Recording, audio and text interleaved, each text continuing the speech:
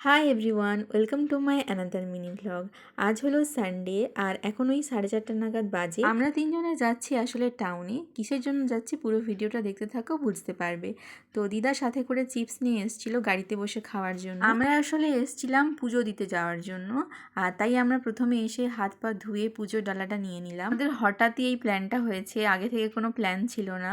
আমাকে দাদু ফোন করেছিল, বলল যে যাবি চল পুজো দিয়ে আসি। তো আমি বললাম চলো, আমারও জন্মদিনের পুজোটা বাকি আছে, তাই আসলে হঠাৎ প্ল্যান করা হলো। যেহেতু আমরা ওই সন্ধ্যে নাগাদ গিয়েছিলাম, সেহেতু মন্দিরে বেশি ভিড় ছিল না, আমাদের তাড়াতাড়ি পুজো দেওয়া হয়ে গেছিল। তারপরে আমরা কিছু ছবি ভিডিওস নিয়েছিলাম ওখান থেকে। প্রায় এখানে এসেছি সকাল বা দুপুরের দিকে, এই সন্ধ্যের টাইমটা কখনো আসা হয়নি, প্রায় এসছি বাট খুবই কম। তো তারপর মন্দির থেকে বেরিয়ে আমরা এসেছিলাম রামসাগর পার্কে। কলেজ থেকে বেরিয়ে যাওয়ার পর এই পার্কে তো আর আসাই হয় না এখন। তারপর একটা শপে দাঁড়িয়ে ওখান থেকে বাড়ির জন্য মোমো নিয়ে নিলাম।